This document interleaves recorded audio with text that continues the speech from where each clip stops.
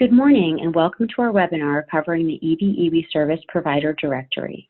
During this presentation, we will first share several updates on the ordinance, resources to help you navigate the process, and will then review directory requirements and the RFQ process.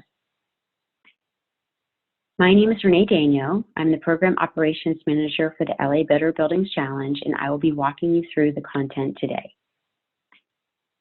To provide some background on who we are, the LA Energy and Water Efficiency Resource Center, which is powered by the LA Better Buildings Challenge, is funded by LADWP and SoCalGas to serve as a clearinghouse for information and provide resources on the EBEWE ordinance. One of the ways that we do that is by connecting customers with subject matter experts, service providers like yourselves, who can take them through the process and complete the benchmarking on their behalf. Here is a quick recap of the ordinance, which I'm sure you are all familiar with. The intent of this program is to help bring the private sector along towards the mayor's sustainability goals related to energy, water, and greenhouse gas reduction. The ordinance helps achieve these goals through benchmarking and performance requirements. The data that is collected through the ordinance is available to the public through the mayor's open data dashboard. The first year of reporting began in 2016, so several years of data are now available. You can download and analyze this data, and the city will use the data to inform policy, rebates, and incentive programs. Next, I'll cover a few compliance resources that can help you navigate the process. So first is the benchmarking guide, in case anyone is not yet using this resource. The guide covers the entire process with detailed screenshots for each step and notes steps specific to the LA process. This is the first place to check if you have questions, and the online version is hyperlinked, making it easy to navigate between sections. The guide is available on our website, betterbuildingsla.com. Once you've completed the first year of reporting, refer to the abbreviated ongoing reporting guide, which covers just the steps that need to be repeated each year.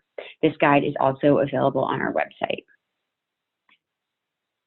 If you need to confirm payment of the annual disclosure fee or the compliance status for a property you are benchmarking, the easiest way to access this information is by logging into the LADBS account associated with the property. You can also check open data for overall compliance status, but the specifics are only available through the LADBS account. If you're not able to address your question using the benchmarking guide or LADBS account, you can follow up with the relevant stakeholder referring to the chart below. As you can see, there are quite a few stakeholders involved in the process, so please be sure to review this and we'll expedite your inquiry to direct the question to the correct party. So next, we'll cover a few ordinance updates. So LADWP has recently streamlined the documentation required for the data request process. So if your client's property meets the tenant threshold listed below, proof of ownership and a letter of authorization is no longer required. Instead, you can provide the self-certification letter, which states you are authorized to request data on behalf of the owner. This improvement will greatly streamline the data request process and makes it easier for third-party vendors to complete the benchmarking, as it no longer requires a signature from ownership. LADWP also provides automated data feeds to Portfolio Manager. Once you've completed the steps in the guide to set this up. So based on the date of your request, LADWP will provide data for the past 5 calendar years and the current year to date. SoCalGas also provides recurring updates and will upload the past calendar year and current year to date. We recommend that you set up an automated data feed for electricity, water, and gas for all of the properties you're benchmarking, even if they're master metered. There are a few pending changes to the ordinance. So the city is currently considering several changes, including measures to ensure data quality and adjust the compliance schedule. Once available, we'll share an update through our newsletter, so please be sure to sign up for on our website. Last update covers the reporting process for buildings covered by both the state benchmarking law, which is AB 802, and our local law. If you are benchmarking a building that is covered by both of these laws, you only need to report your data to the city. The city will then report that data up to the state.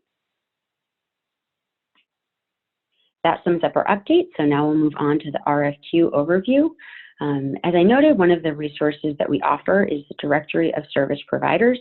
The goal of this directory is to efficiently connect owners of covered buildings with qualified providers. We include information in the directory about the number, size, and types of buildings that you've benchmarked in order to make it easier for owners to navigate the list and find the best providers for their properties. We do require that the firms listed in our directory are registered service providers with the EPA and have benchmarked at least 10 buildings. We also ask that you provide references to the RFQ, and we do check those, so please be sure to include those so that we can follow up.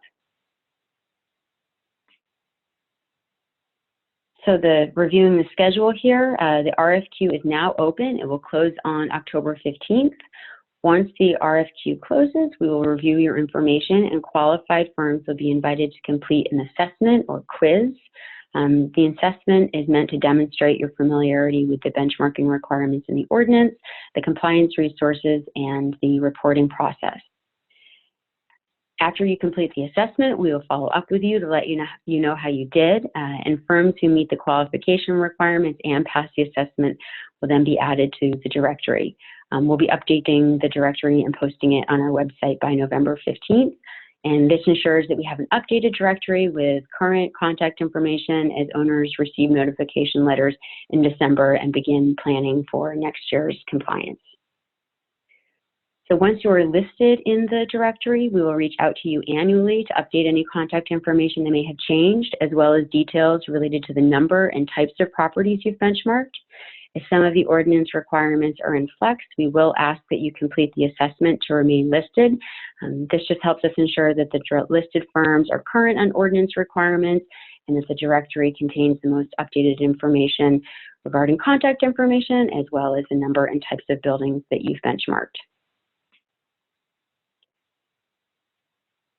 So I've summarized what we've covered here. So in terms of ordinance updates, please follow the guide, sections 4 and 5, to set up an automated data feed for each property. You can use the self-certification letter to streamline the DWP data request process.